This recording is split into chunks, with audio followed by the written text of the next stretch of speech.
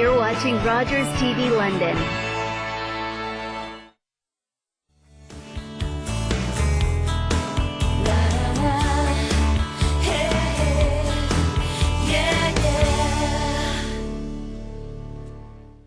And welcome back to Daytime here on Rogers TV. Just going to recap the trivia question for today. It's so easy. It is. It is. What Full House dad turns 56 today? If you know the answer, call us 519-672-1313.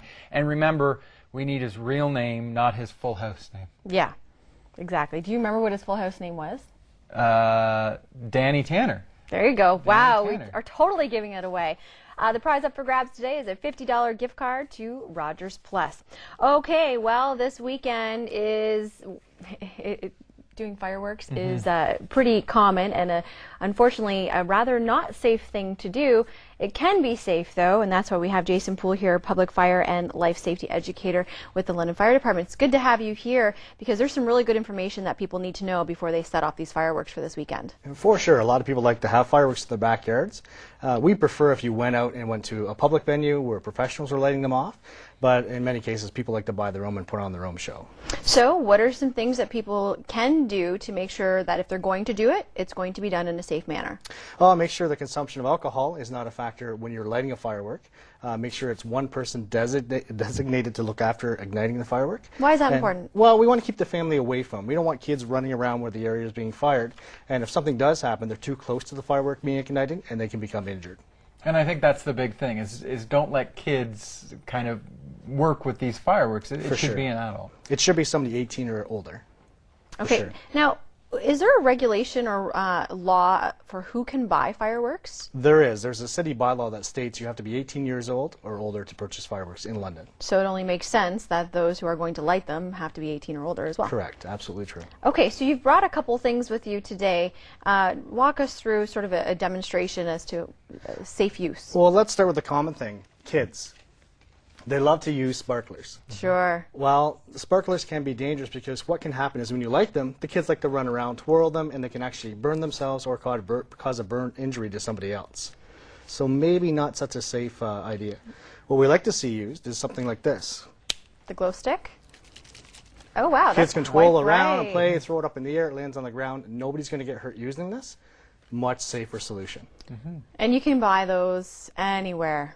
Anywhere in London sells. Yeah. Dollar stores are great for stuff like that. For sure, for sure. Okay, and you just saw how easy it is to use them. Just crack them open, shake it up. And you're getting probably about 10 to 12 hours out of this one stick, so it's going to last the whole night for the kids. As opposed to 12 seconds. Yeah, 12 seconds for the sure. sparklers, For sure, much safer solution for the kids. So glow stick, yes. Sparklers, no. Absolutely. Okay. Now moving over to the adult component, we want to make sure that the person firing the fireworks has something for eye protection.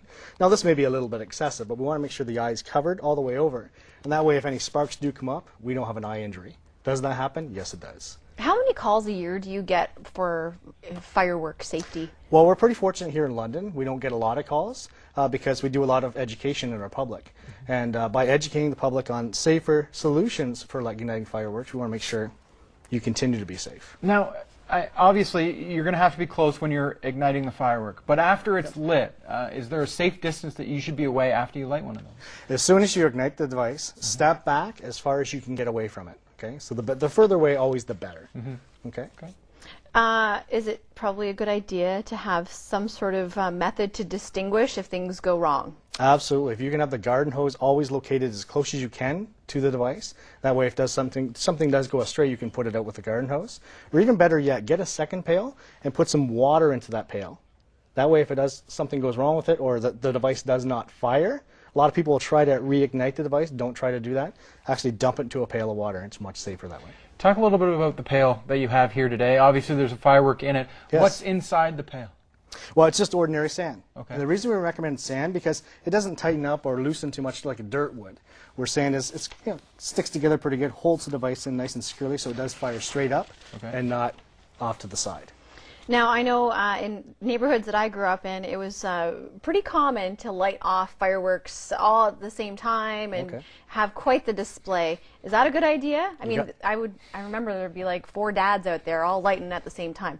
You got me worried. Yeah. We don't want to see that happen anymore. Okay. If you're going to fire off one firework, do it one at a time. Don't try to do multiple. You're not a professional. They have timing systems and they push everything. It's all electronic. Try not to do that. We don't want to see you getting hurt, for sure. Where should we be buying some of these, and what types should we be getting? Because you see all kinds of them out there. Well, make sure you're buying from a licensed person who can sell them. They have, safety requirements in place that make sure that they're a good, safe device, and they're manufactured here in North America. Purchasing some from somebody in the back of a van or something could be dangerous. So we're not sure where they're manufactured, and they're meeting the requirements to be sold here in Canada. All right, now we're going to have lots of onlookers if you've got fireworks. How far should the onlookers be from the actual firework? As far back as you can possibly place them. Obviously, if you're in your backyard, you should have a nice big open backyard. A tight neighborhood where the fences are all lined up and there's trees and overhanging stuff. We don't want you near any of that stuff. So try to have an open area where we can light them off, but not a public land. Okay. Good tips. Thank you so much. You're welcome. For more tips, you can go to the website, london.ca/fire, and there's a good amount of information on there, especially if you've never done it before. Okay? Yeah. All right, we're going to take a short break. There's more daytime still to come. Stay with us.